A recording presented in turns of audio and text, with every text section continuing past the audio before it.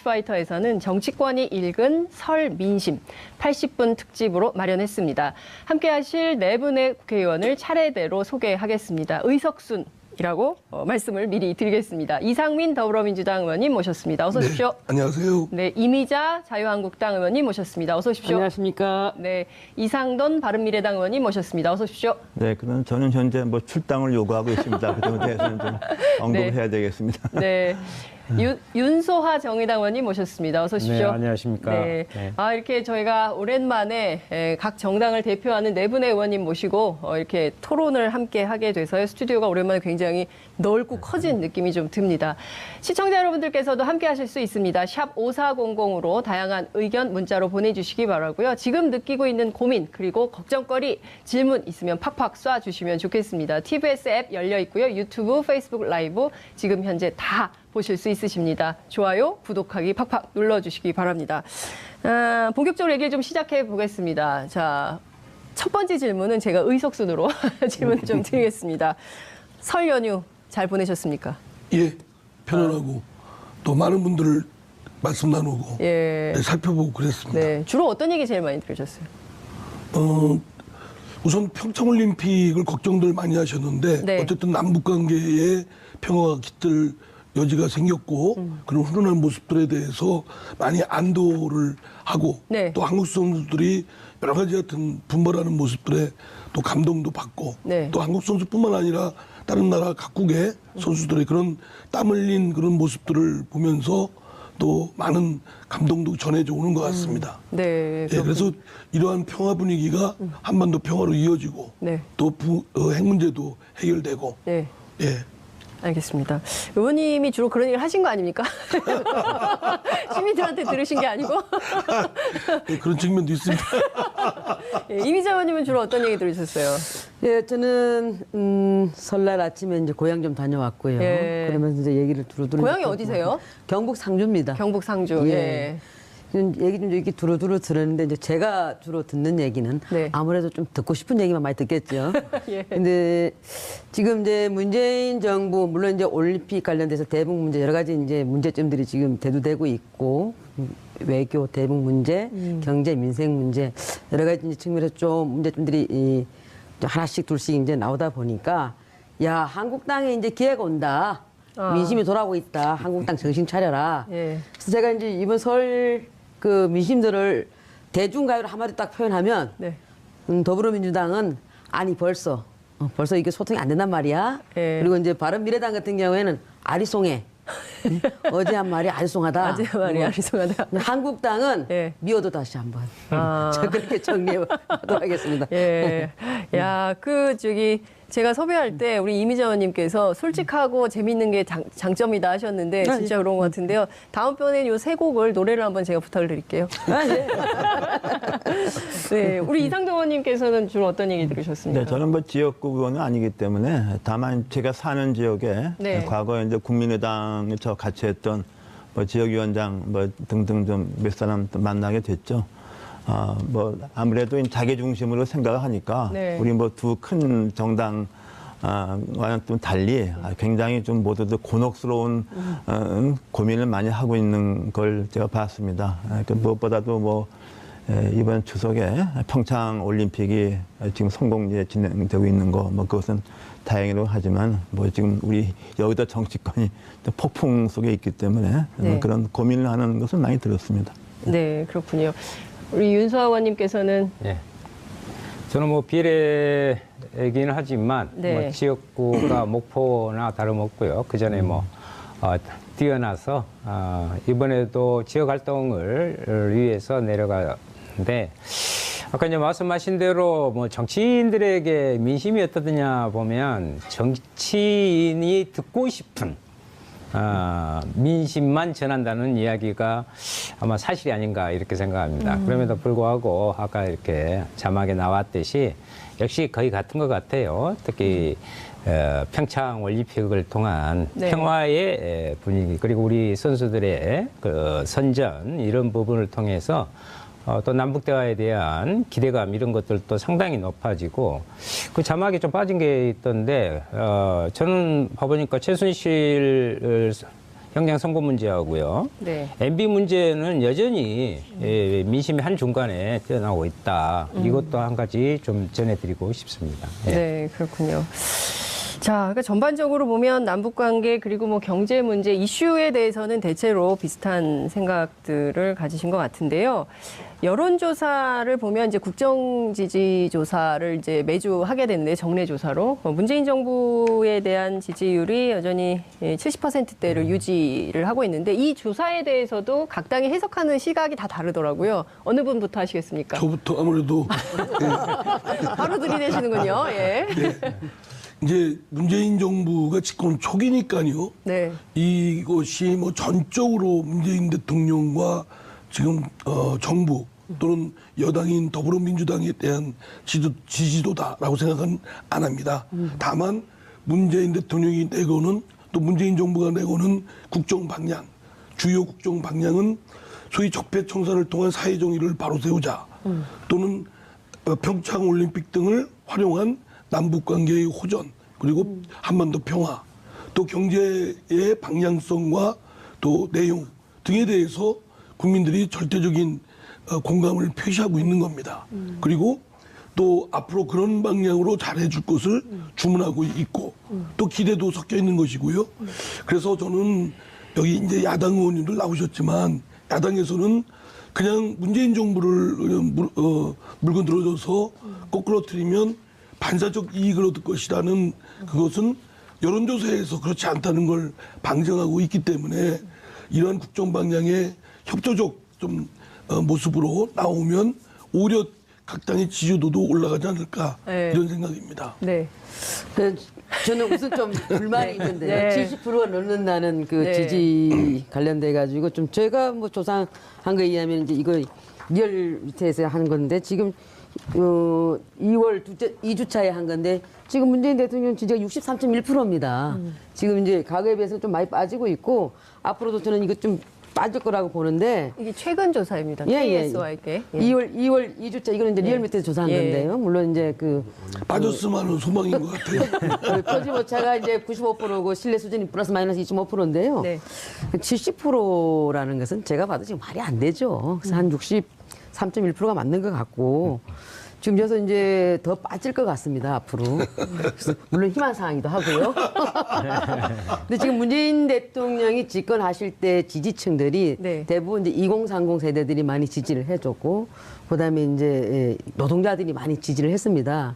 근데 지금 이제 2030들이 점차 좀 이제 북핵 문제 관련해서도 사실은 그 우리 옛날 속담에 보면은, 곰이 제주 버리고 돈은 중국 사람이 가져간다는 말이 있듯이 네. 지금 우리 한국에서 강원도민들이랑 모든 분들이 저기 어렵게 하고 또 힘들게 강원도 평창에서 올림픽 준비를 하셨는데 네. 근데 보이는 건 북한밖에 보이지가 않는 거고 그럼에도 불구하고 북핵은 지금 우리가 머리 위에 이고 있습니다. 그런 과정 속에서 또 지금 그 정부가 대통령께서 또 당선되셨을 때 취임사에서는 기회는 평등하고 과정은 공정하고 결과는 정의로우라 했는데 이 공정에 대한 문제점들이 많이 좀 분노를 지금 자아내고 있습니다. 거기다가 일자리 정책들이 관련돼 가지고는 지금 공공 81만 개 일자리 부분이 사실은 다 해줄 것처럼 얘기해놓고 지금 기간제 교사라든가 이런 부분에서 4만 명이 지금 제외됐습니다. 그러니까 이건 기만 정책.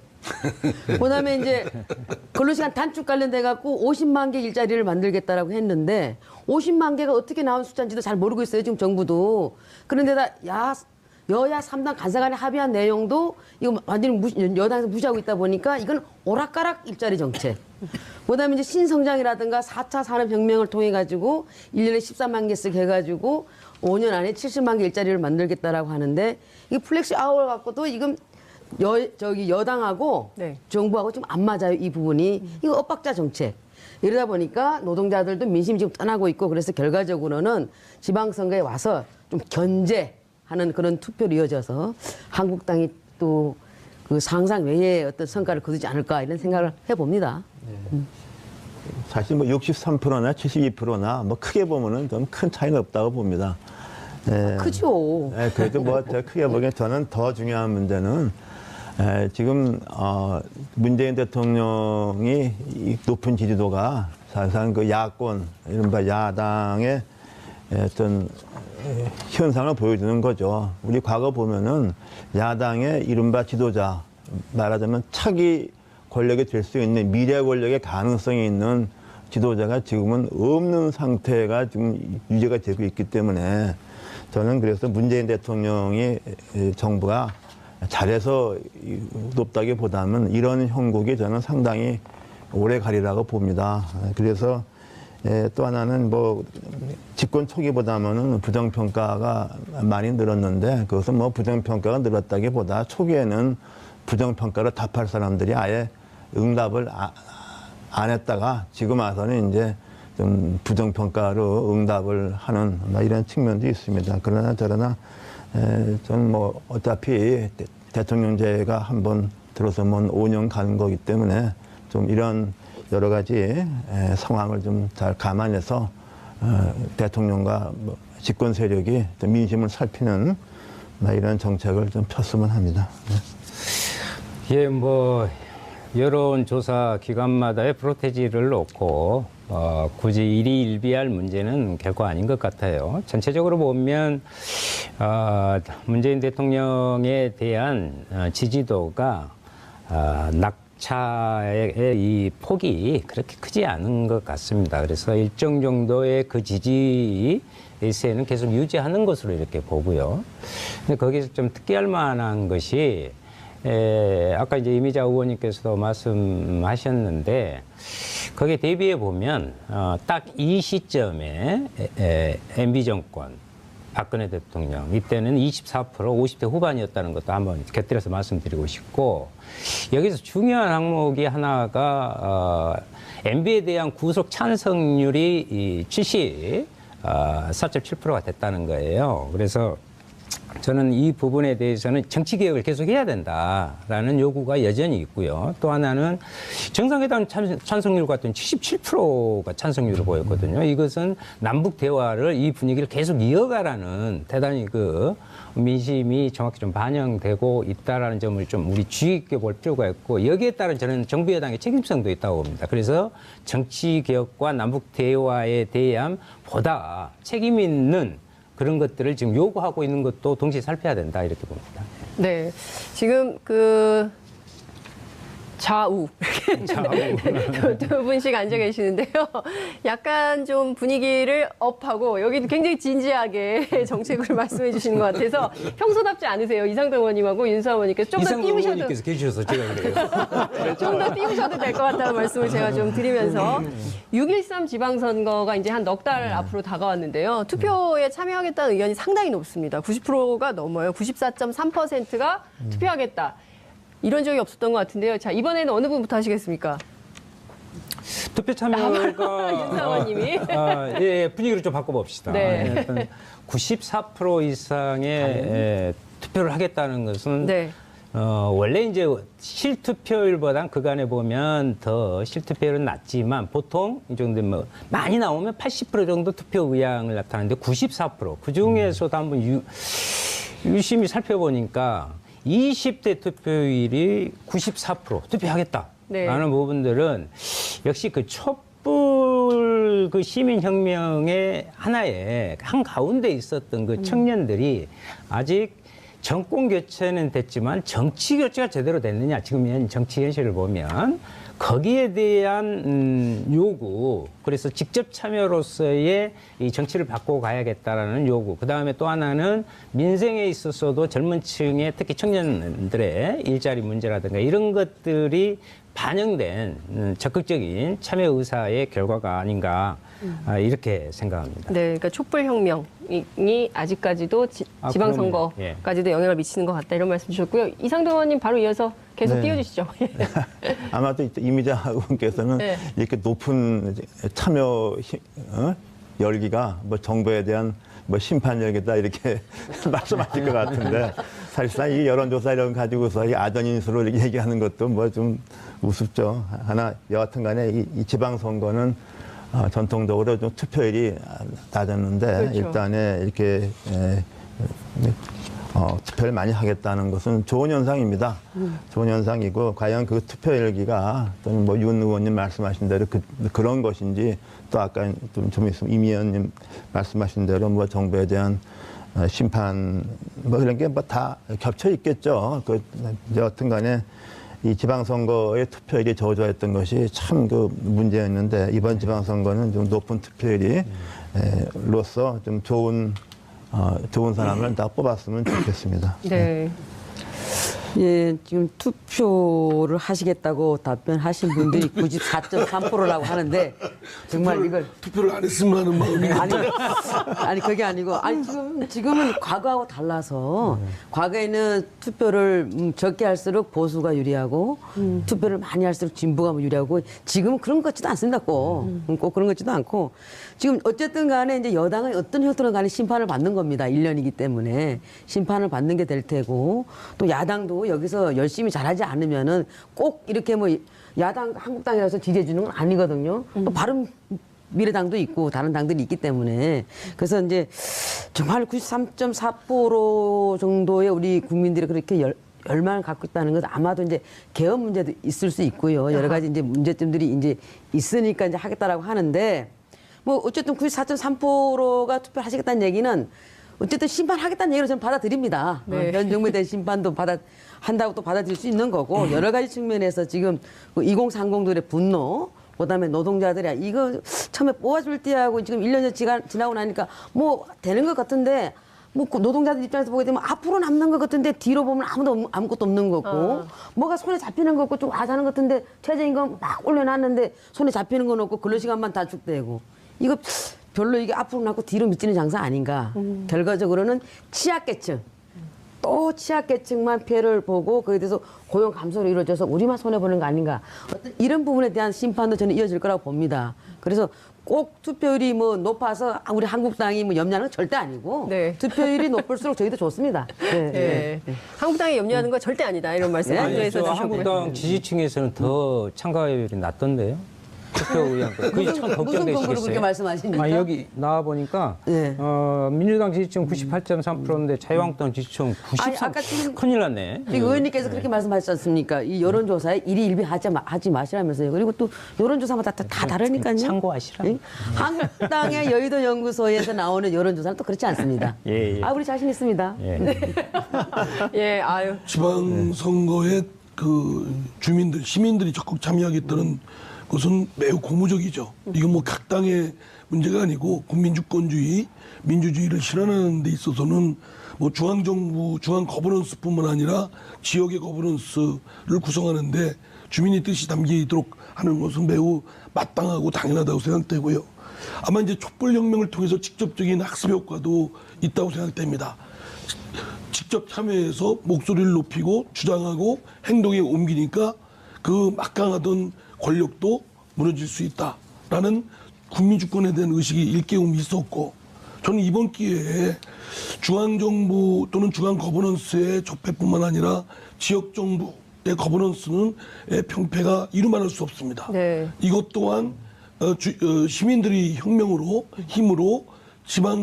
이번 지방선거에서 지역 거버넌스의 개혁 이런 것들을 이뤄낼 수 있는 좋은 기회로 활용을 해야 된다고 생각합니다. 네. 그래서 저는 뭐 각 당에서 어느 당이 지방선거에 이기느냐가 초미의 관심사이기도 하지만 이번 기회에 끈끈하게 아주 묶어 있고 고착화되어 있는 지역의 그 고착화된 적폐들을 일소할 수 있는 기회로 활용해야 되겠다라고 생각합니다.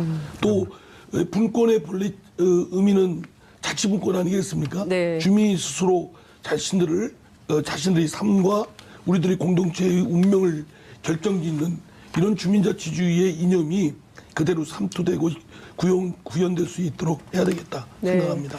알겠습니다. 굉장히 막 준비를 많이 해오신 것 같아요. 지방분권에 대해서. 알겠습니다. 지금 뭐 몇 가지 이슈들이 있는데요. 그 중에서 최근에 가장 뜨거운 이슈는 저희가 좀 이따 2부에서 얘기를 하겠지만, 그러니까 GM 자동차의 철수 문제, 이것도 있고, 이게 이제 실업 문제고, 이제 최저임금, 뭐 부동산 대책, 뭐 개헌 여러 가지 이슈가 있는데 지방선거의 핵심 쟁점은 이게 될 거다. 예, 그리고 또 하나 제가 여쭙고 싶은 것은 지방선거에서 이렇게 선거하면 항상 이렇게 영호남이 갈리는데 이번 선거는 어떻게 될까? 이것도 중요한 관전 포인트 중에 하나입니다. 이번 이상돈- 선거가 이제 과거와 같은 이런 고식적인 네. 것이 좀 다른 결과가 나오겠죠. 특히 광역자치단체장은 아무래도 뭐 거대 정당이 유리하다고 봐야죠. 소선거가 한 명 뽑는 거기 때문에. 그러나 이제 기초단체장, 특히 네. 이제 광역 의원의 뭐 비례대표도 있지 않습니까요? 네. 그다음에 이제 그 기초 의원 같은 경우에 이제 선거구제가 뭐 3명인데도 있고 한 경우에 아마도 양당 이외에 다른 정당 후보들이 아마 기초 의회에는 상당히 이번에 많이 진출을 하지 않겠는가 저는 생각하고 있습니다. 네, 네. 그런 것이 좀 말하자면 아까 말씀하신 대로 토착화된 뭐 지방 권력에 대한 또 신선한 바람을 불어넣을 수 있지 않겠나 합니다. 그리고 제가 그 여론조사 이렇게 쭉 보니까 여기 여당, 야당 이렇게 썼는데 네. 이것을 답하는 사람들이 혹시 거꾸로 혼돈해서 답하는 경우도 있지 않을까 하는 이런 생각이 들어요. 네, 네. 그래서 여기 또 안정적 국정운영 지역 발전을 위해서 여당 후보한테 투표해야 된다는 것에 대해서 뭐 꼭 이게 말은 과거에 우리 이미자 의원님 속해 계시는 그 슬로건이잖아요. 그래서 난 이게 좀 이게 좀 이런 게 좀 혼란스럽지 않은가 이런 생각이 듭니다. 네. 네. 윤 의원님 어떻게? 예. 네. 이미자 의원님 하시겠어요? 네. 예. 저는 이제 이상민 의원님께서도 말씀하셨고 이상돈 의원님께서도 이번 지방선거의 부분은 정의당에서 늘 청년과 정치개혁, 특히 적폐청산, 나중에 또 이야기가 나올런지는 모르겠는데요. 이 부분에서 지역에 가보니까 실질적으로 그런 아까 민심 속에 한 부분이 있었습니다. 네. 이번 선거는 그 촛불의 부분이 지역으로 이어져야 한다. 지역 적폐를 청산해야 한다. 아까 말씀하신 그 지역의 그 토와 지방의 그 권력이 하나로 돼서 지역의 정치 발전에 건강한 관계가 되어 있지 않다. 이 부분을 내가 다시 재구성해야 된다는 요구가 많았고요. 또 하나는 정의당의 입장에서 정의당이 유일하게 지역 기반을 두지 않는 전국 정당 아니겠습니까? 그래서 우리는 실제 이런 청년 세대들께 정치 교체가 지역에서부터 시작돼야 온전하게 네. 새로운 정치 부분을 만들어낸다는 것을 호소하면서 거기에 대한 지지를 만들어낼 그런 생각입니다. 네. 이번에 지역구도는 깨질 거라고 보십니까? 그러니까 영호남이 딱 갈려져서 상당한 양당- 부분 좀 특히 예. 뭐 많이 예측하다시피 PK 지역에서는 뭐 상당히 좀 과거와는 다른 양상이 있을 것 같고 비록 당선자를 내기 어렵다 하더라도 과거 같으면은 뭐 대구의 구청장 후보 같으면은 지금 뭐 민주당에서는 후보를 찾기도 좀 어려웠다 그러는데 지금은 그 경합이 있다고 듣고 있습니다. 그것도 중요한 변화 같고요. 그리고 또 정의당 입장에서는 우리 지금 3당, 4당 이렇게 쪼개진 게 득이죠. 표가 부서지니까. 부서지니까 정의당에 그러니까 저는 이게 정의당이 상당히 손해라리라고 생각하고 있습니다. 네, 알겠습니다. 두 분은 어떻게 보세요? 영호남 지역주의에 기반한 투표가 이번에 재현될까? 아니면 이번엔 그게 지역주의가 깨질까? 이거 하나 하고요. 또 하나는 핵심 쟁점이 뭐가 될까? 어떻게 보십니까? 이미자 의원님부터 하시죠. 지금 이제 예. 아무래도 핵심 쟁점은 북핵 문제가 가장 큰 저는 핵심 쟁점이 되라고 봅니다. 이제 올림픽 끝나고 나서 남북 문제라든가 그다음에 그 북미 문제라든가 이제 여러 가지 이제 문제들이 그게 가장 큰 좀 핵심 쟁점이 되지 않을까 보고요. 그다음에 이제 구도로 봤을 때는 지금 이제 8대 9지 않습니까? 물론 이제 원희룡 지사께서는 지금 아직 우리 이제 입당하지 않았습니다만은 과거 그 선거 당시로 보면 이제 8대 9거든요.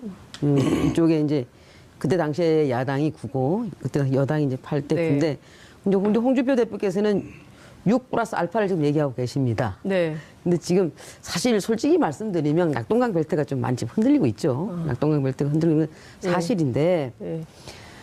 어쨌든 그래도 이제 그 이상돈 의원님께서 지적해 주다시피 기초의원이나 강력의원 같은 경우는 이제 그 정당 투표를 해서 비례를 이제 정하는 부분이 있기 때문에 아마도 군소 정당도 저는 약진할 거라고 봅니다. 네. 그렇지만 결과적으로 강력 단체장 문제에 있어서는 결국 두 당의 구도로 가지 않을까 보는데 물론 이제 호남 민심에 의해서 민주평화당이 이제 어떻게 이제 약진할 것인가 이제 그거는 이제 변론을 보더라도 결과적으로는 거대 그 여야 더불어민주당하고 양당구도, 예. 자유한국당 체제로 갈 거다. 여기서 이제 우리 당도 반성해야 될 점들이 많이 있죠. 이제 그런 부분들을 좀 반성해 나가면서 간다라고 한다면 6+알파는 될 수 있다. 어떤 부분을 좀 반성해야 된다고 생각하세요? 자유한국당. 예, 지금 이제 저희가 뭐 여러분들도 잘 아시다시피 이제 저희가 뭐 심판 받았지 않습니까? 네. 그래서 이제 정권도 내주고 그런 과정 속에서 여러 가지 우여곡절 속에서 이제 새 집을 짓겠다라고 했을 때 새 집을 짓는 데 있어서 털을 닫고 문을 내고 이런 과정에서는 사공이 많으면 배가 산으로 갑니다. 그래서 이제 당 대표에게 모든 이제 그 힘을 몰아줬죠. 당 대표께서 알아서 할 수 있도록 이제 그 당은 당규도 교체하고 당 대표한테 힘을 몰아줘서 그래서 이제 다졌습니다. 다져놓고 이제는 조직도 필요하고 미장도 필요하고 목수도 필요하고 철근도 필요하고 다 같이 힘을 모아고 탁탁탁탁 싸가지고 이제 빨리빨리 집을 이제 만들어야 되는데 여기서 이제 그 힘을 모아야 될 이 단계에서 이 부분에서 여기서 또 다시 이 목수도 필요 없고 뭐 미장도 필요 없고 그러면 석간에 누가 올립니까? 예. 그래서 이 부분에서 우리 당이 좀 똘똘 뭉치면 6+알파가 나올 수 있겠다. 네. 그래서 이것도 우리 내부적으로 좀 우리는 좀 반성해야 될 부분이 있다라는 말씀을 드립니다. 내부의 결속에 문제가 좀 있다. 아니 내부 이제 결속 더 다지면 좋겠다. 네. 그런 말씀을 드립니다. 제가 볼 때는 뭐 홍준표 대표가 계셔가지고 기초공사 자체부터 좀 문제가 큰 것 같아요. 제가 보기엔. 홍준표 대표가 기초공사 잘합니다. 아주 기초공사 잘합니다. 하여간 저희 그 더불어민주당으로서는 홍준표 대표가 아주 좀 반가워요. 아주 아픕니다. 좀 한 10년 좀 이렇게 당 대표로 있었으면 그거 좋겠다 너무 싶고. 너무 지나치신 거 아닙니까? 저 지금 여기서 말하는 거 보셔야 되겠습니까? 10년 아니 그리고 이제 제 말씀 드릴게요. 이번 지방선거의 쟁점은 또 쟁점이 돼야 된다고 생각하는 건 지금 말씀드린 대로 여러 말씀들이 있었듯이 지역사회의 고착화된 그 모순 구조, 적폐 이거를 일대 쇄신하는 네. 혁신하는 그런 계기로 돼야 되고 그런 이슈를 발굴해야 된다라고 생각되고요. 또 하나는 지금 문재인 정부가 정치 구조에서 보면 여소야대 매우 취약한 구조입니다. 집권 초기고 많은 촛불혁명으로 통해서 민심이 요구한 그런 사항들이 많은데 이를 추진하려면 정치적 리더십이 굳건해야 되지 않겠습니까? 네. 놓여있는 환경은 취약하고 따라서 지방선거 때 문재인 정부가 당초 국민들이 요구한 촛불 민심 사항을 잘 실행할 수 있도록 뒷받침해 주는 계기가 되지 않을까 네. 생각합니다. 그 핵심점이 어떤 것이 될지는 좀 이따가 다시 또 얘기를 해보도록 하고요. 어쨌든 이제 지역구도가 많이 깨질 거다라고 전망을 하시는 걸로 저희가 좀 이해를 하고, 자유한국당의 경우에는 지금 낙동강 벨트가 흔들리고 있는 게 사실이다 이런 말씀도 주셨습니다. 평창올림픽 얘기를 좀 해봐야 될 것 같아요. 아, 지금 저기 사진 그 넘어가기 전에 네. 아니 저기 그 의원님 4선의원씩이나 내시면서 그 말을 하시면 어떻게 말씀 그렇게 아니, 하세요? 10년 했으면 좋겠다. 10년. 아니 남은 당 대표한테 그렇게 막 대놓고 말씀 그렇게 하시면 어떡해? 이제 부실 공사를 너무 정말. 많이 예? 하신다는 그런 말씀이시죠. 아 지금 기초를 튼튼하게 잘 닦아놓았다니까요. 보조자 성격으로서. 이건 우리 당 대표한테 그건 무례한 거 아닙니까? 제가 말씀드리면요, 저 홍준표 대표 그 지난번 대선에 큰일 한 겁니다. 그 그럼요. 인정이 저기 돼요. 그렇게 말씀 그렇게 함부로 하시면 안 돼요. 자, 지금 질문이 좀 하나 들어온 것 같은데요. LWK0820님께서 이상민 의원님 대전시장 출마하시냐는 질문이 들어왔습니다. 예. 아이스 브레이킹. 하고 싶습니다. 네, 하고 싶습니다. 시장을 네. 하고 싶습니다. 하고 정말 싶다. 얼굴이 일대 빨개지셨어요, 쇄신. 지금. 네. 좀 지역에서 많이 쌓여 있는 것들이 네. 곳곳에 있거든요. 인사 문제든 지역사회 끌어가는 것이든 네. 한번 기회를 주시면 좋겠습니다. 그래서 지금 출마하신다는 얘기를 처음 하시는 것 같은데요. 이 출마 자리에. 선언은 안 했고요. 출마 안 하고 싶다는 할 자신 의지만 있습니다. 알겠습니다. 근데 여기서 평창 이 대목에서 네. 저기 그 지역 적폐를 말씀을 이제 막 하시거든요. 네.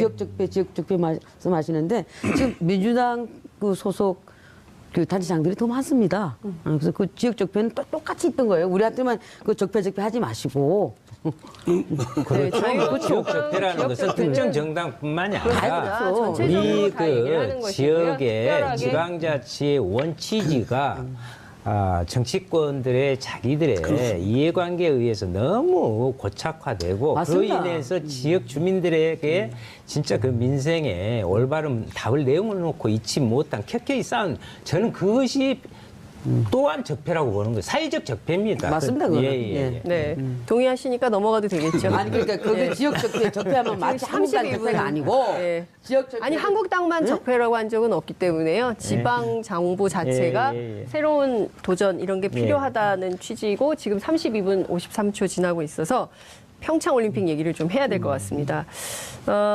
이제 이번 주 일요일이 폐막식입니다. 벌써 이방카가 오죠. 그래서 또 한 번의 큰 의전이 있을 걸로 보이는데요. 어쨌든 지금 핵심은 앞서 이제 의원님 말씀 주신 대로 비핵화 문제 그리고 남북 정상회담 문제, 한반도 평화 안정 뭐 이렇게 좀 되는 것 같습니다. 큰 틀에서 좀 이 상황 좀 어떻게 보시는지 어느 분부터 하실까요? 제가부터 먼저 예. 할까요?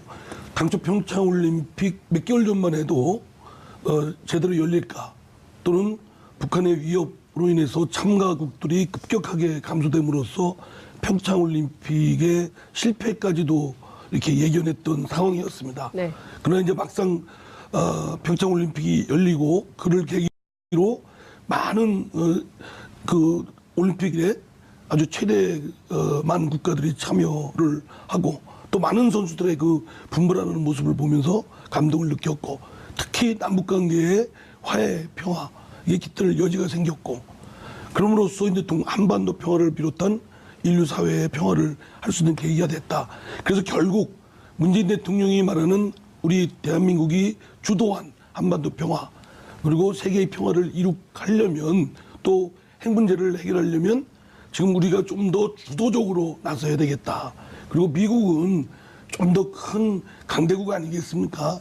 그래서 강대국으로서의 인류에 대한 책무도 있는 만큼 좀 더 좀 겸손하게 또 이런 인류 평화를 이루는 책무를 함께 협조해서 좀 이뤄내야 되겠다. 이런 것들을 우리 정부가 주도적으로 설득하고 공감시키는 노력을 좀 해야 된다고 생각합니다.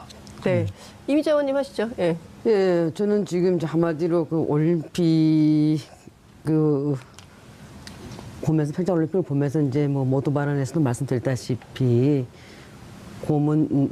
제주는 곰이 부리고 중국 사람이 돈을 가져간다라는 그 속담처럼 우리 온 국민이 열망하는 그 평창 올림픽이 그 김여정과 현송월이 내려옴으로 인해 가지고 북한만 남아 있는 그런 올림픽이 아니었나. 그래서 결과적으로 우리가 얻은 건 뭔가. 그다음에 이제 이 평창 올림픽이 끝나고 나면은 북한과 미국 사이에서 대한민국이 지금 끼어 있습니다. 끼어 있는 속에서 지금 우리가 뭐 미국의 어떤 그런 좋은 이웃이다, 나쁜 이웃이다 이렇게 할 것이 아니고 다 각자 자국의 이익이 있다 보니까 그 속에서 우리가 어떤 스탠스를 취해야 될까 된 많은 문제들이 있죠 지금. 그다음 지금 그 북한은 뭘 했습니까? 8일날 건국절 열병식을 땡기서 했지 않습니까? 그죠? 땡겨서 한 건 아니고요. 매년 하던 거죠. 아니 매년 하던 건데 네. 날짜를 좀 네. 땡겨서 했지 않습니까? 4월달에 하는 것을. 변경이 된 거죠. 그렇죠. 변경이 된- 전에하고 아니, 올해만 그렇게 한 얘기하면 건 변경이고 네. 저는 땡겨서 했다 이렇게 생각합니다. 이제 그래서 이제 각자 생각하는 게 다르니까 네. 그렇죠? 그런데 거기 보면은 그 신형 300mm 방사포라든가 230mm 방사포, 그다음에 또 그 신형 단거리 전술 탄도 미사일을 이렇게 딱 과시했지 않습니까? 거기 어디를 겨누고 있습니까? 대한민국을 겨누고 있습니다. 우리를 겨누고 있습니다. 그러면서 김여정이 또 누굽니까? 선동 부부장 아닙니까? 그 체제 선전하는 쪽에서는 척수장 아니겠습니까? 그래서 이제 북한이 화전 양면 전략을 지금 피고 있지 않습니까? 이 속에서 우리 문재인 대통령께서 좀 말려들지 말아야 된다. 그래서 어떻게 보게 되면 지금 뭐 정상회담 하자라는 그 카드를 갖고 왔는데 그게 뭐 그쪽에 북한의 김정은이야 그걸 쓰고 싶겠지만은 그게 정말 우리 대한민국 국민들의 어떤 그 국민적 합의도 이루어지는 부분도 있겠지만은 대통령께서도 그렇게 말씀하셨어요. 우물에서 숭령 창릉 격이라고 말씀하셨는데 그건 잘 판단했다고 생각하고요. 네. 그런데 지금까지 계속 또 숭령을 찾자고 했던 건 문재인 대통령이었는데 그나마 지금은 좀 정신을 좀 중심 잡으신 것 같아서 다행이다라는 생각하는데 우리에게 총을 겨누고 있는데 우리가 칼 갖고 싸운다고 되겠습니까? 그래서 앞으로 이 부분에 대해서는 좀 더 심각한 문제가 되고 이 부분 가지고도 지방선거까지 저는 쭉 갈 거라고 봅니다. 그래서 결과적으로 말씀드리면은 총을 갖고 우리한테 들이대고 있어서 하라고 그러는데 칼 갖고 싸울 수는 없는 거니까 전술핵 재배치를 우리 꼭 해야 된다. 전술핵 재배치해야 된다. 예, 그런 저는 그런 말씀을 꼭 예. 드리고 싶습니다. 의원님 네. 말씀 주시죠. 물론 이미자 의원님 걱정하시는 것도 뭐 충분히 다 이해할 수 있습니다. 그러나 과거 이제 다른 역사를 볼 것 같으면은 특히 80년대 그 로나ल्드 레이건 대통령 당시에 미소 간 긴장이라는 것은 뭐 3차 대전이 일어날 것 같은 위기를 느꼈어요. 그리고 계속 미국 행정부가 대수와 강경책을 했지만은 그러나 그 임기 말기에 그 핵무장 그 중거리 포괄적 핵 폐기 그 협정을 체결했지 않습니까? 그래서 보면은 항상 좀 이게 좀 한번 이렇게 대립되다가 어떤 임계점을 넘게 되면은 또다시 대화를 하고 이런 걸가 뭐 국제 관계에서는 좀 늘 그래 왔습니다. 현재 물론 우리나라 국민 아까 여론조사에서 77%가 뭐 정상회담을 찬성한다 그러지만은 그냥 제가 보기에도 우리나라 유권자들의 약 3분의 1 정도는 아까 이미자 의원님 말씀하시는 그런 데에 대한 우려와 관심을 갖고 있습니다. 그래서 대통령은 자기 지지하는 사람만의 대통령이 아니지 않습니까? 그런 걱정하는 국민들의 이런 것도 좀 헤아려야 되고 또 하나는 정상회담이 그 자체가 무슨 그 의미가 있습니까? 뭔가 그래도 가져오는 게 있어야죠. 그래서 선뜻 정상회담에 응해서 소득이 없이 또는 오히려 더 악화되는 거 되면은 그 굉장한 역풍이 불 겁니다. 아마도 문재인 대통령도 아마 그런 것을 고려해서 이렇게 급해서는 안 된다. 이런 언급을 이런 말씀하신 것 같습니다. 그래서 또 이런 여러 가지 좀 고려해서 이렇게 신중하게 접근해야 되고 다만 또 뭐 비핵화하기 전까지는 남북 대화가 없다. 그건 또 지나친 얘기입니다. 항상 그 대화를 풀고 협상을 푸는 거지. 그러면 계속 어떻게 하겠다는 겁니까? 저는 그래서 핵무장을 갖다 우리가 대화를 풀고 협상으로 풀어야지 다른 방법을 풀 수 없지 않습니까? 저는 그것도 좀 지나친 생각이라고 봅니다. 저는 지금 대화는 하는 걸 대화를 우리가 거부하는 건 아닌 거고 어쨌든 뭐 미소 간에도 그 무기가 대등하고 서로가 이렇게 견줄 수 있는 그런 힘의 균형이 있었기 때문에 그것도 3차 대전까지 안 갔던 부분이 있는 거고 우리 같은 경우에는 지금 북한에서 지금 우리를 지금 항상 지금 겨누고 있지 않습니까? 겨누고 있어도 우리가 총을 겨누고 있는데 칼밖에 없는데 이게 싸움 되겠단 말입니다. 그래서 저는 이 균형이 깨지기 때문에 균형을 맞춰야 된다 이 말씀을 드리는 겁니다. 예, 이제 그 자유한국당에서 계속 주장하셨던 부분이고요. 그걸 뭐 지론으로 끝까지 안 가셨으면 좋겠고, 저는 이번 올림픽이 참 절묘하다라는 생각을 했습니다. 평창이라는 이 창자가요, 번창할 창자, 아름다울 창자입니다. 그 평창이라는 곳에서 그 설원에서 평화의 그 봄꽃을 우리가 피운 거잖아요. 이걸 소중히 좀 가꾸어서 잘 해나가되 아까 이제 여건이 성숙돼야 된다. 그런데 이렇게 이야기를 하셨는데 그것은 저는 속도 조절론을 이야기하신 거라고 저는 봅니다. 우리는 전략적 측면에서는 정상회담에 대한 속도 조절로는 분명히 필요합니다. 그런데 거기에 원칙이 있습니다. 이것은 절대 전쟁을 네. 반대하고 평화를 만들어 간다는 그 대전제 하에서 남북 정상회담 전에도 이미 합의해 놓은 게 있잖아요. 네. 군사당국 회담, 고위급 회담. 네. 이러한 부분들을 해내면서 그 여건을 만들어 조성되기를 기다리는 게 아니라 우리들 스스로 주도적으로 그 여건을 만들어가는 것이 우리가 할 일이 아닌가 이렇게 생각합니다. 네. 예, 저도 자, 의원님 죄송한데요. 저희가 말씀을 계속 들어야 되는데 1부를 좀 마무리하고 2부에서 말씀을 좀 들어야 될 것 같습니다. 파이터에서는 정치권이 읽은 설 민심 80분 특집으로 마련했습니다. 함께 하실 네 분의 국회의원을 차례대로 소개하겠습니다. 의석순이라고 말씀을 미리 드리겠습니다. 이상민 더불어민주당 의원님 모셨습니다. 어서 오십시오. 네, 안녕하세요. 네, 이미자 자유한국당 의원님 모셨습니다. 어서 오십시오. 안녕하십니까? 네, 이상돈 바른미래당 의원님 모셨습니다. 어서 오십시오. 네, 그럼 저는 현재 출당을 요구하고 있습니다. 그 점에 대해서는 좀 언급을 네. 해야 되겠습니다. 네, 윤소하 정의당 의원님 모셨습니다. 어서 오십시오. 네, 안녕하십니까. 네. 네. 이렇게 저희가 오랜만에 각 정당을 대표하는 네 분의 의원님 모시고 이렇게 토론을 함께 하게 돼서요. 스튜디오가 오랜만에 굉장히 넓고 커진 느낌이 좀 듭니다. 시청자 여러분들께서도 함께 하실 수 있습니다. 샵 5400으로 다양한 의견 문자로 보내주시기 바라고요. 지금 느끼고 있는 고민 그리고 걱정거리 질문 있으면 팍팍 쏴주시면 좋겠습니다. TBS 앱 열려 있고요. 유튜브, 페이스북 라이브 지금 현재 다 보실 수 있으십니다. 좋아요, 구독하기 팍팍 눌러주시기 바랍니다. 본격적으로 얘기를 좀 시작해 보겠습니다. 자, 첫 번째 질문은 제가 의석순으로 질문 좀 드리겠습니다. 설 연휴 잘 보내셨습니까? 예, 편안하고 또 많은 분들 말씀 나누고 예. 네, 살펴보고 그랬습니다. 네, 주로 어떤 얘기 제일 많이 들으셨어요? 우선 평창올림픽을 걱정들 많이 하셨는데 네. 어쨌든 남북 관계에 평화가 깃들 여지가 생겼고 그런 훈훈한 모습들에 대해서 많이 안도를 하고 네. 또 한국 선수들이 여러 가지 같은 분발하는 모습들에 또 감동도 받고 네. 또 한국 선수뿐만 아니라 다른 나라 각국의 선수들의 그런 땀 흘린 그런 모습들을 보면서 또 많은 감동도 전해져 오는 것 같습니다. 네, 예, 그래서 이러한 평화 분위기가 한반도 평화로 이어지고 네. 또 핵 문제도 해결되고 네. 예. 알겠습니다. 의원님이 주로 그런 얘기를 하신 거 아닙니까?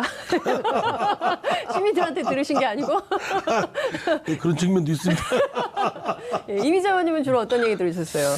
예, 저는 설날 아침에 이제 고향 좀 다녀왔고요. 예. 그러면서 이제 얘기를 두루두루 고향이 듣고. 어디세요? 경북 상주입니다. 경북 상주. 예. 얘기 좀 이렇게 두루두루 들었는데 이제 제가 주로 듣는 얘기는 네. 아무래도 좀 듣고 싶은 얘기만 많이 듣겠죠. 예. 근데 지금 이제 문재인 정부 물론 이제 올림픽 관련돼서 대북 문제 여러 가지 이제 문제점들이 지금 대두되고 있고 외교 대북 문제, 경제 민생 문제 여러 가지 이제 측면에서 좀 문제점들이 좀 하나씩 둘씩 이제 나오다 보니까 야 한국당에 이제 기회가 온다.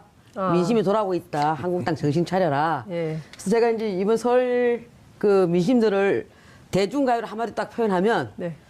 더불어민주당은 아니 벌써 이게 소통이 안 된단 말이야. 예. 그리고 이제 바른미래당 같은 경우에는 아리송해. 어제 한 말이 아리송하다. 어제 한 말이 그리고 아리송하다. 한국당은 예. 미워도 다시 한번. 아. 저 그렇게 정리하도록 하겠습니다. 예. 야, 제가 섭외할 때 우리 이미자 의원님께서 솔직하고 재밌는 게 장점이다 하셨는데 진짜 그런 것 같은데요. 다음번엔 요 세 곡을 노래를 한번 제가 부탁을 드릴게요. 아, 예.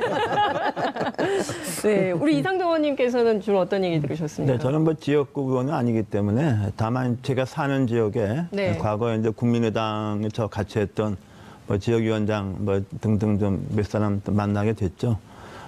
뭐 아무래도 자기 중심으로 생각을 하니까 네. 우리 뭐 두 큰 정당 와는 좀 달리 굉장히 좀 모두들 곤혹스러운 고민을 많이 하고 있는 걸 제가 봤습니다. 무엇보다도 뭐 이번 추석에 평창 올림픽이 지금 성공리에 진행되고 있는 거 뭐 그것은 다행이라고 하지만 뭐 지금 우리 여의도 정치권이 또 폭풍 속에 있기 때문에 네. 그런 고민을 하는 것은 많이 들었습니다.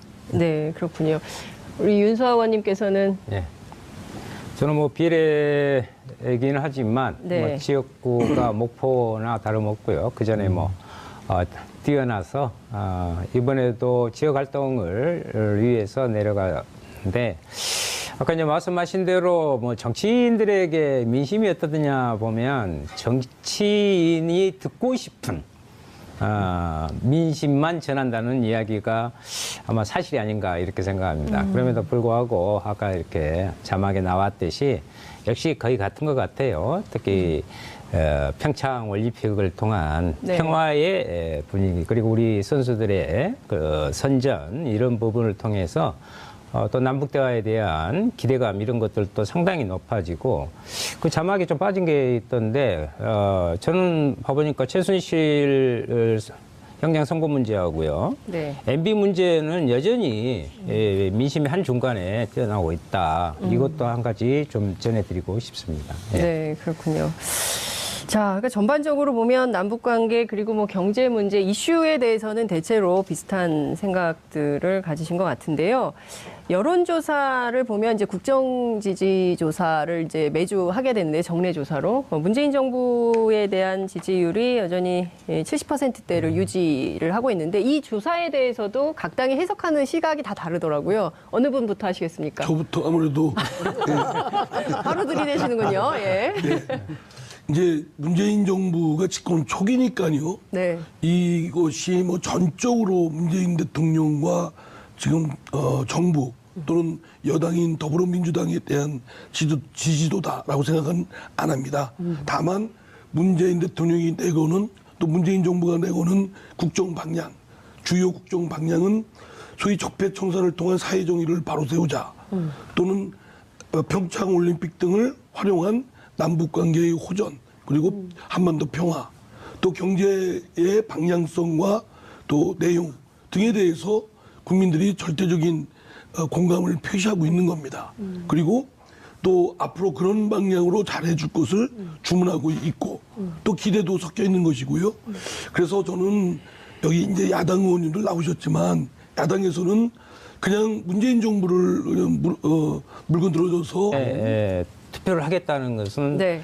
원래 이제 실투표율보단 그간에 보면 더 실투표율은 낮지만 보통 이 정도 뭐 많이 나오면 80% 정도 투표 의향을 나타내는데 94%. 그 중에서도 한번 유심히 살펴보니까 20대 투표율이 94% 투표하겠다라는 네. 부분들은 역시 그 촛불 그 시민혁명의 하나의 한 가운데 있었던 그 청년들이 아직 정권 교체는 됐지만 정치 교체가 제대로 됐느냐 지금 정치 현실을 보면 거기에 대한 요구 그래서 직접 참여로서의 이 정치를 바꿔 가야겠다라는 요구 그다음에 또 하나는 민생에 있어서도 젊은 층의 특히 청년들의 일자리 문제라든가 이런 것들이 반영된 적극적인 참여 의사의 결과가 아닌가 이렇게 생각합니다. 네, 그러니까 촛불혁명이 아직까지도 지방선거까지도 영향을 미치는 것 같다 이런 말씀 주셨고요. 이상도 의원님 바로 이어서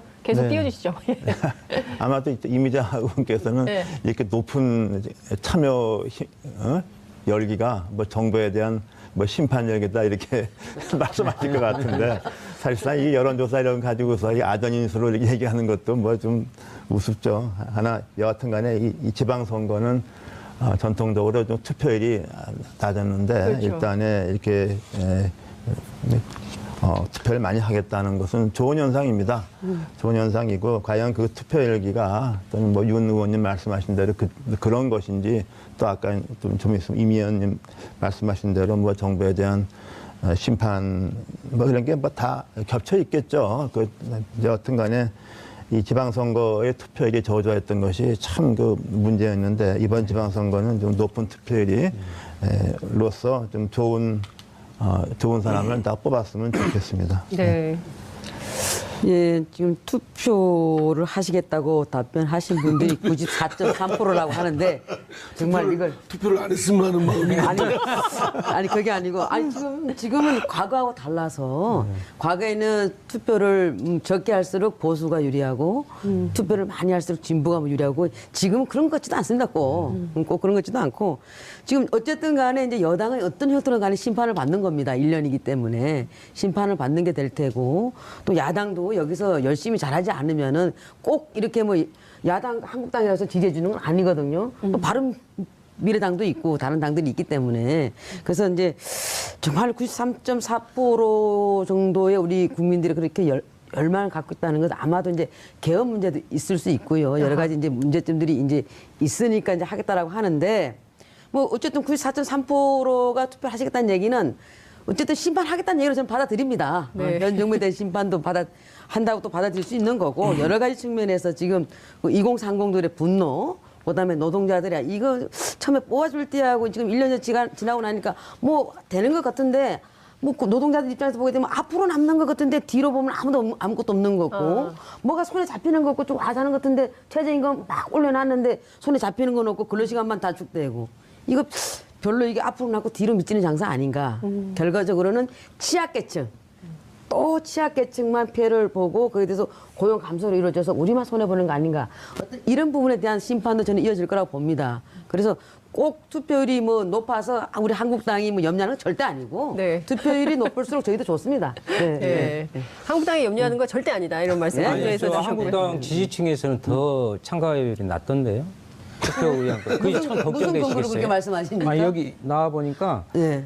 민주당 지지층 98.3%인데 자유한국당 지지층 93%. 아니, 아까 지금 큰일 났네. 지금 의원님께서 그렇게 말씀하셨지 않습니까? 이 여론조사에 일희일비하지 마시라면서요. 그리고 또 여론조사마다 다 다르니까요. 참고하시라. 응? 한국당의 여의도 연구소에서 나오는 여론조사는 또 그렇지 않습니다. 예, 예. 아, 우리 자신 있습니다. 예.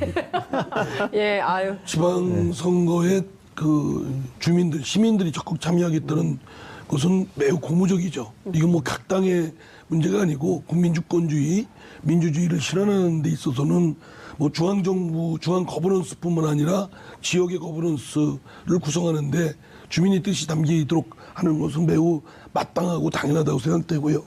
아마 이제 촛불혁명을 통해서 직접적인 학습 효과도 있다고 생각됩니다. 직접 참여해서 목소리를 높이고 주장하고 행동에 옮기니까 그 막강하던 권력도 무너질 수 있다라는 국민주권에 대한 의식이 일깨움이 있었고, 저는 이번 기회에 중앙정부 또는 중앙거버넌스의 적폐뿐만 아니라 지역정부의 거버넌스는 평패가 이루말할 수 없습니다. 네. 이것 또한 시민들이 혁명으로 힘으로 이번 지방선거에서 지역 거버넌스의 개혁 이런 것들을 이뤄낼 수 있는 좋은 기회로 활용을 해야 된다고 생각합니다. 네. 그래서 저는 뭐 각 당에서 어느 당이 지방선거에 이기느냐가 초미의 관심사이기도 하지만 이번 기회에 끈끈하게 아주 묶어 있고 고착화되어 있는 지역의 그 고착화된 적폐들을 일소할 수 있는 기회로 활용해야 되겠다라고 생각합니다. 또 분권의 본래 의미는 자치분권 아니겠습니까? 네. 주민이 스스로 자신들의 삶과 우리들의 공동체의 운명을 결정짓는 이런 주민자치주의의 이념이 그대로 삼투되고 구현될 수 있도록 해야 되겠다 네. 생각합니다. 알겠습니다. 굉장히 막 준비를 많이 해오신 것 같아요. 지방분권에 대해서. 지금 뭐 몇 가지 이슈들이 있는데요. 그 중에서 최근에 가장 뜨거운 이슈는 저희가 좀 이따 2부에서 얘기를 하겠지만, 그러니까 GM 자동차의 철수 문제, 이것도 있고, 이게 이제 실업 문제고, 이제 최저임금, 뭐, 부동산 대책, 뭐, 개헌, 여러 가지 이슈가 있는데, 지방선거의 핵심 쟁점은 이게 될 거다. 예. 그리고 또 하나 제가 여쭙고 싶은 것은 지방선거에서 이렇게 선거하면 항상 이렇게 영호남이 갈리는데 이번 선거는 어떻게 될까? 이것도 중요한 관전 포인트 중에 하나입니다. 이번 이상돈, 선거가 이제 과거와 같은 이런 고식적인 네. 것이 좀 다른 결과가 나오겠죠. 특히 광역자치단체장은 아무래도 뭐 거대 정당이 유리하다고 봐야죠. 소선거가 한 명 뽑는 거기 때문에. 그러나 이제 기초단체장, 특히 네. 이제 광역 의원의 뭐 비례대표도 있지 않습니까? 네. 그다음에 이제 그 기초 의원 같은 경우에 이제 선거구제가 뭐 3명인데도 있고 한 경우에 아마도 양당 이외에 다른 정당 후보들이 아마 기초 의회에는 상당히 이번에 많이 진출을 하지 않겠는가 저는 생각하고 있습니다. 네, 네. 그런 것이 좀 말하자면 아까 말씀하신 대로 말하자면 토착화된 뭐 지방 권력에 대한 또 신선한 바람을 불어넣을 수 있지 않겠나 합니다. 그리고 제가 그 여론조사 이렇게 쭉 보니까 여기 여당, 야당 이렇게 썼는데 네. 이것을 답하는 사람들이 혹시 거꾸로 혼돈해서 답하는 경우도 있지 않을까 하는 이런 생각이 들어요. 네. 그래서 여기 또 안정적 국정운영 지역 발전을 위해서 여당 후보한테 투표해야 된다는 것에 대해서 뭐 꼭 이게 말은 과거에 우리 이미자 의원님 속해 계시는 그 슬로건이잖아요. 그래서 난 이게 좀 이런 게 좀 혼란스럽지 않은가 이런 생각이 듭니다. 네. 네. 윤 의원님 어떻게? 예. 네. 이미자 의원님 하시겠어요? 네. 예. 저는 이제 이상민 의원님께서도 말씀하셨고 이상돈 의원님께서도 이번 지방선거의 부분은 정의당에서 늘 청년과 정치개혁, 특히 적폐청산, 나중에 또 이야기가 나올런지는 모르겠는데요. 이 부분에서 지역에 가보니까 실질적으로 그런 아까 민심 속에 한 부분이 있었습니다. 네. 이번 선거는 그 촛불의 부분이 지역으로 이어져야 한다. 지역 적폐를 청산해야 한다. 아까 말씀하신 그 지역의 그 토와 지방의 그 권력이 하나로 돼서 지역의 정치 발전에 건강한 관계가 되어 있지 않다. 이 부분을 다시 재구성해야 된다는 요구가 많았고요. 또 하나는 정의당의 입장에서 정의당이 유일하게 지역 기반을 두지 않는 전국 정당 아니겠습니까? 그래서 우리는 실제 이런 청년 세대들께 정치 교체가 지역에서부터 시작돼야 온전하게 새로운 정치 부분을 만들어낸다는 것을 호소하면서 거기에 대한 지지를 만들어낼 그런 생각입니다. 네. 이번에 지역구도는 깨질 거라고 보십니까? 그러니까 영호남이 딱 갈려져서 상당 양당- 부분 좀 특히 예. 뭐 많이 예측하다시피 PK 지역에서는 뭐 상당히 좀 과거와는 다른 양상이 있을 것 같고 비록 당선자를 내기 어렵다 하더라도 과거 같으면은 뭐 대구의 구청장 후보 같으면은 지금 뭐 민주당에서는 후보를 찾기도 좀 어려웠다 그러는데 지금은 그 경합이 있다고 듣고 있습니다. 그것도 중요한 변화 같고요. 그리고 또 정의당 입장에서는 우리 지금 3당, 4당 이렇게 쪼개진 게 득이죠. 표가 부서지니까. 표가 부서지니까 정의당에 그러니까 저는 정의당이 상당히 손해라리라고 생각하고 있습니다. 네, 알겠습니다. 두 분은 어떻게 보세요? 영호남 지역주의에 기반한 투표가 이번에 재현될까? 아니면 이번엔 그게 지역주의가 깨질까? 이거 하나 하고요. 또 하나는 핵심 쟁점이 뭐가 될까? 어떻게 보십니까? 이미재 의원님부터 하시죠. 지금 이제 예. 아무래도 핵심 쟁점은 이 북핵 문제가 가장 큰 저는 핵심 쟁점이 되라고 봅니다. 이제 올림픽 끝나고 나서 남북 문제라든가 그다음에 그 북미 문제라든가 이제 여러 가지 이제 문제들이 그게 가장 큰 좀 핵심 쟁점이 되지 않을까 보고요. 그다음에 이제 구도로 봤을 때는 지금 이제 8대 9지 않습니까? 물론 이제 원희룡 지사께서는 지금 아직 우리 이제 입당하지 않았습니다만은 과거 그 선거 당시로 보면 이제 8대 9거든요. 이쪽에 이제 그때 당시에 야당이 9고 그때 여당이 이제 8대 네. 9인데 근데 홍준표 대표께서는 6 플러스 알파를 지금 얘기하고 계십니다. 네. 근데 지금 사실 솔직히 말씀드리면 낙동강 벨트가 좀 많이 흔들리고 있죠. 낙동강 벨트가 흔들리는 사실인데 네. 어쨌든 그래도 이제 그 이상돈 의원님께서 지적해 주셨다시피 기초의원이나 강력의원 같은 경우는 이제 그 정당 투표를 해서 비례를 이제 정하는 부분이 있기 때문에 아마도 군소 정당도 저는 약진할 거라고 봅니다. 네. 그렇지만 결과적으로 강력 단체장 문제에 있어서는 결국 두 당의 구도로 가지 않을까 보는데 물론 이제 호남 민심에 의해서 민주평화당이 이제 어떻게 이제 약진할 것인가 이제 그거는 이제 변론을 보더라도 결과적으로는 거대 그 여야 더불어민주당하고 양당구도, 예. 자유한국당 체제로 갈 거다. 여기서 이제 우리 당도 반성해야 될 점들이 많이 있죠. 이제 그런 부분들을 좀 반성해 나가면서 간다라고 한다면 6 플러스 알파는 될 수 있다. 어떤 부분을 좀 반성해야 된다고 생각하세요? 자유한국당이? 예, 지금 이제 저희가 뭐 여러분들도 잘 아시다시피 이제 저희가 뭐 심판 받았지 않습니까? 그래서 이제 정권도 내주고 그런 과정 속에서 여러 가지 우여곡절에서 이제 새 집을 짓겠다라고 했을 때 새 집을 짓는 데 있어서 털을 닫고 문을 내고 이런 과정에서는 사공이 많으면 배가 산으로 갑니다.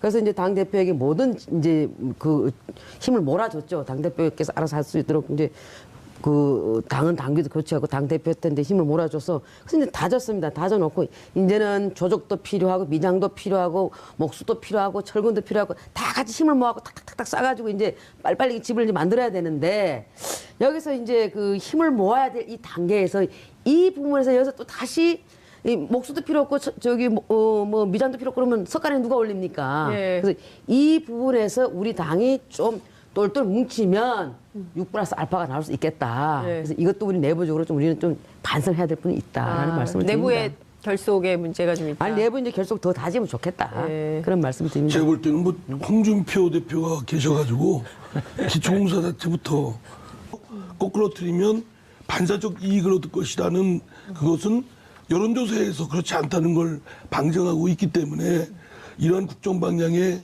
협조적 좀 모습으로 나오면 오히려 각 당의 지지도도 올라가지 않을까 네. 이런 생각입니다. 네. 그 저는 우선 좀 불만이 있는데 네. 70%가 넘는다는 그 네. 지지 관련돼 가지고 좀 제가 뭐 조사한 거에 의하면 이제 이거 리얼 밑에서 한 건데 지금 2월 2주차에 한 건데 지금 문재인 대통령 지지가 63.1%입니다. 지금 이제 과거에 비해서 좀 많이 빠지고 있고 앞으로도 저는 이거 좀 빠질 거라고 보는데 이게 최근 조사입니다. 예, 예. KSYK. 2월 2주차 이거는 이제 리얼 밑에서 조사한 예. 건데요. 물론 이제 빠졌으면 하는 소망인 것 같아요. 표지 오차가 이제 95%고 신뢰 수준이 플러스 마이너스 2.5%인데요. 네.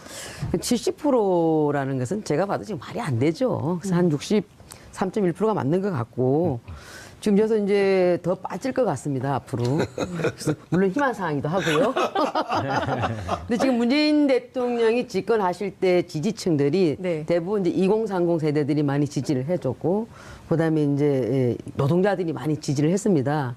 근데 지금 이제 2030들이 점차 좀 이제 북핵 문제 관련해서도 사실은 그 우리 옛날 속담에 보면은 곰이 제주 버리고 돈은 중국 사람 가져간다는 말이 있듯이 네. 지금 우리 한국에서 강원도민들이랑 모든 분들이 저기 어렵게 하고 또 힘들게 강원도 평창에서 올림픽 준비를 하셨는데 네. 근데 보이는 건 북한밖에 보이지가 않는 거고 그럼에도 불구하고 북핵은 지금 우리가 머리 위에 이고 있습니다. 그런 과정 속에서 또 지금 그 정부가 대통령께서 또 당선되셨을 때 취임사에서는 기회는 평등하고 과정은 공정하고 결과는 정의로우라 했는데 이 공정에 대한 문제점들이 많이 좀 분노를 좀 자아내고 있습니다. 거기다가 일자리 정책들이 관련돼 가지고는 지금 공공 81만 개 일자리 부분이 사실은 다 해줄 것처럼 얘기해놓고 지금 기간제 교사라든가 이런 부분에서 4만 명이 지금 제외됐습니다. 그러니까 이건 기만 정책. 그다음에 이제 근로시간 단축 관련돼 갖고 50만 개 일자리를 만들겠다라고 했는데 50만 개가 어떻게 나온 숫자인지도 잘 모르고 있어요 지금 정부도. 그런데다 여야 3당 간사간에 합의한 내용도 이거 완전히 여당에서 무시하고 있다 보니까 이건 오락가락 일자리 정책. 그다음에 이제 신성장이라든가 4차 산업혁명을 통해 가지고 1년에 13만 개씩 해가지고 5년 안에 70만 개 일자리를 만들겠다라고 하는데 이 플렉시 아워를 갖고도 이건 여당하고 네. 정부하고 좀 안 맞아요 이 부분이. 이거 엇박자 정책. 이러다 보니까 노동자들도 민심이 지금 떠나고 있고 그래서 결과적으로는 지방선거에 와서 좀 견제하는 그런 투표로 이어져서 한국당이 또 그 상상 외의 어떤 성과를 거두지 않을까 이런 생각을 해봅니다. 사실 뭐 63%나 72%나 뭐 크게 보면은 좀 큰 차이는 없다고 봅니다. 예. 크죠. 예, 그래도 뭐 제가 크게 보기엔 저는 더 중요한 문제는 지금 문재인 대통령이 이 높은 지지도가 사실상 그 야권, 이른바 야당의 어떤 현상을 보여주는 거죠. 우리 과거 보면은 야당의 이른바 지도자, 말하자면 차기 권력이 될 수 있는 미래 권력의 가능성이 있는 지도자가 지금은 없는 상태가 지금 유지가 되고 있기 때문에 저는 그래서 문재인 대통령이 정부가 잘해서 높다기보다는 이런 형국이 저는 상당히 오래 가리라고 봅니다. 그래서 또 하나는 뭐 집권 초기보다는 부정평가가 많이 늘었는데 그것은 뭐 부정평가가 늘었다기보다 초기에는 부정평가를 답할 사람들이 아예 응답을 안 했다가 지금 와서는 이제 좀 부정평가로 응답을 하는 이런 측면도 있습니다. 그러나 저러나 저는 뭐 어차피 대통령제가 한번 들어서면 5년 가는 거기 때문에 좀 이런 여러 가지 상황을 좀 잘 감안해서 대통령과 뭐 집권 세력이 좀 민심을 살피는 이런 정책을 좀 폈으면 합니다. 예, 뭐 여론조사 기관마다의 프로테지를 놓고 굳이 일희일비할 문제는 결코 아닌 것 같아요. 전체적으로 보면 문재인 대통령에 대한 지지도가 낙차의 이 폭이 그렇게 크지 않은 것 같습니다. 그래서 일정 정도의 그 지지세는 계속 유지하는 것으로 이렇게 보고요. 근데 거기서 좀 특기할 만한 것이 아까 이제 이미자 의원님께서도 말씀하셨는데 거기에 대비해 보면 딱 이 시점에 MB 정권 박근혜 대통령 이때는 24% 50대 후반이었다는 것도 한번 곁들여서 말씀드리고 싶고 여기서 중요한 항목이 하나가 MB에 대한 구속 찬성률이 70 4.7%가 됐다는 거예요. 그래서 저는 이 부분에 대해서는 정치 개혁을 계속해야 된다라는 요구가 여전히 있고요. 또 하나는 정상회담 찬성률 같은 77%가 찬성률을 보였거든요. 이것은 남북 대화를 이 분위기를 계속 이어가라는 대단히 그 민심이 정확히 좀 반영되고 있다라는 점을 좀 우리 주의 깊게 볼 필요가 있고, 여기에 따른 저는 정부 여당의 책임성도 있다고 봅니다. 그래서 정치 개혁과 남북 대화에 대한 보다 책임 있는 그런 것들을 지금 요구하고 있는 것도 동시에 살펴야 된다, 이렇게 봅니다. 네. 지금 그 좌우 두 분씩 앉아 계시는데요. 약간 좀 분위기를 업하고 여기도 굉장히 진지하게 정책을 말씀해 주시는 것 같아서 평소답지 않으세요. 이상동 의원님하고 윤수아 의원님께서 좀 더 이상동 띄우셔도 의원님께서 계셔서 제가 그래요. 좀 더 띄우셔도 될 것 같다는 말씀을 제가 좀 드리면서 6.13 지방선거가 이제 한 넉 달 앞으로 다가왔는데요. 투표에 참여하겠다는 의견이 상당히 높습니다. 90%가 넘어요. 94.3%가 투표하겠다. 이런 적이 없었던 것 같은데요. 자, 이번에는 어느 분부터 하시겠습니까? 투표 참여가 윤수아 의원님이. 예, 분위기를 좀 바꿔봅시다. 네. 일단 94% 이상의 문제가 큰 것 같아요. 제가 보기엔. 홍준표 대표가 기초공사 잘합니다. 아주 기초공사 잘합니다. 하여간 저희 그 더불어민주당으로서는 홍준표 대표가 아주 좀 반가워요. 아주 아픕니다. 좀 한 10년 좀 이렇게 당 대표로 있었으면 그거 너무 너무 지나치신 거 아닙니까? 저 지금 여기서 망하는 걸 보셔야 되겠습니까? 10년 아니 그리고 이제 제 말씀 드릴게요. 이번 지방선거의 쟁점은 또 쟁점이 돼야 된다고 생각하는 건 지금 말씀드린 대로 여러 말씀들이 있었듯이 지역사회의 고착화된 그 모순 구조, 적폐 이거를 일대 쇄신하는 네. 혁신하는 그런 계기로 돼야 되고 그런 이슈를 발굴해야 된다라고 생각되고요. 또 하나는 지금 문재인 정부가 정치 구조에서 보면 여소야대 매우 취약한 구조입니다. 집권 초기고 많은 촛불혁명으로 통해서 민심이 요구한 그런 사항들이 많은데 이를 추진하려면 정치적 리더십이 굳건해야 되지 않겠습니까? 네. 놓여있는 환경은 취약하고 따라서 지방선거 때 문재인 정부가 당초 국민들이 요구한 촛불 민심 사항을 잘 실행할 수 있도록 뒷받침해 주는 계기가 되지 않을까 네. 생각합니다. 그 핵심점이 어떤 것이 될지는 좀 이따가 다시 또 얘기를 해보도록 하고요. 어쨌든 이제 지역 구도가 많이 깨질 거다라고 전망을 하시는 걸로 저희가 좀 이해를 하고, 자유한국당의 경우에는 지금 낙동강 벨트가 흔들리고 있는 게 사실이다 이런 말씀도 주셨습니다. 평창올림픽 얘기를 좀 해봐야 될 것 같아요. 아, 지금 저기 사진 네. 그 넘어가기 전에 네. 아니 저기 그 의원님 4선 의원씩이나 되시면서 그 말을 하시면 어떻게 말씀 그렇게 아니, 하세요? 10년 했으면 좋겠다. 10년. 아니 남은 당 대표한테 그렇게 막 대놓고 말씀 그렇게 하시면 어떡해?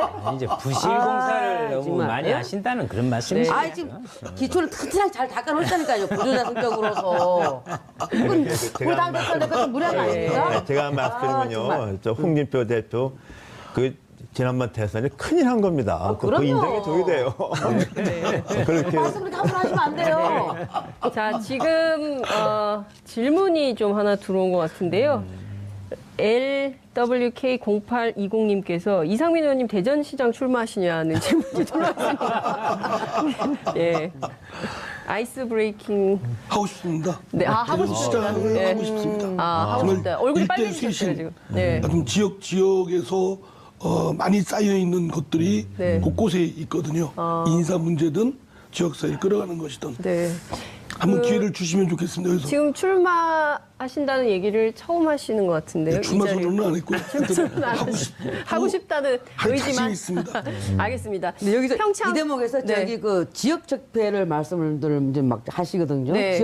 지역 적폐 말씀하시는데 지금 민주당 그 소속 그 단체장들이 더 많습니다. 그래서 그 지역 적폐는 또 똑같이 있던 거예요. 우리한테만 그 적폐 하지 마시고. 네, 저희 지역 적폐라는 것은 특정 정당뿐만이 아니라 그렇죠. 전체적으로 우리 다 얘기를 하는 그 것이고요. 지역의 특별하게. 지방자치의 원취지가 정치권들의 자기들의 이해관계에 의해서 너무 고착화되고 맞습니다. 그로 인해서 지역 주민들에게 진짜 그 민생에 올바른 답을 내어놓고 있지 못한 켜켜이 쌓은 저는 그것이 또한 적폐라고 보는 거예요. 사회적 적폐입니다. 맞습니다, 그거는. 예. 네. 동의하시니까 넘어가도 되겠죠. 아니 그러니까 그게 지역 적폐 적폐하면 마치 한국당 32분. 적폐가 아니고 예. 지역 적폐 아니 한국당만 적폐라고 한 적은 없기 때문에요. 지방 정부 자체가 예. 새로운 도전 이런 게 필요하다는 취지고 지금 32분 53초 지나고 있어서 평창 올림픽 얘기를 좀 해야 될 것 같습니다.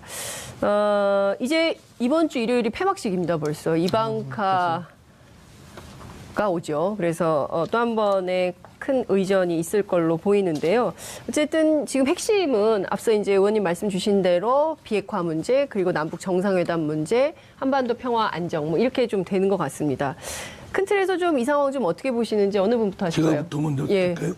당초 평창 올림픽 몇 개월 전만 해도 제대로 열릴까 또는 북한의 위협으로 인해서 참가국들이 급격하게 감소됨으로써 평창 올림픽의 실패까지도 이렇게 예견했던 상황이었습니다. 네. 그러나 이제 막상 평창 올림픽이 열리고 그를 계기로 많은 그 올림픽에 아주 최대 많은 국가들이 참여를 하고 또 많은 선수들의 그 분발하는 모습을 보면서 감동을 느꼈고 특히 남북 관계의 화해, 평화 이게 깃들 여지가 생겼고 그럼으로써 이제 한반도 평화를 비롯한 인류 사회의 평화를 할 수 있는 계기가 됐다. 그래서 결국 문재인 대통령이 말하는 우리 대한민국이 주도한 한반도 평화 그리고 세계의 평화를 이룩하려면 또 핵 문제를 해결하려면 지금 우리가 좀 더 주도적으로 나서야 되겠다. 그리고 미국은 좀 더 큰 강대국 아니겠습니까? 그래서 강대국으로서의 인류에 대한 책무도 있는 만큼 좀 더 좀 겸손하게 또 이런 인류 평화를 이루는 책무를 함께 협조해서 좀 이뤄내야 되겠다. 이런 것들을 우리 정부가 주도적으로 설득하고 공감시키는 노력을 좀 해야 된다고 생각합니다. 네. 이미자 의원님 하시죠. 예. 예, 저는 지금 한마디로 그 올림픽 보면서 평창 올림픽을 보면서 이제 뭐 모두 발언에서도 말씀드렸다시피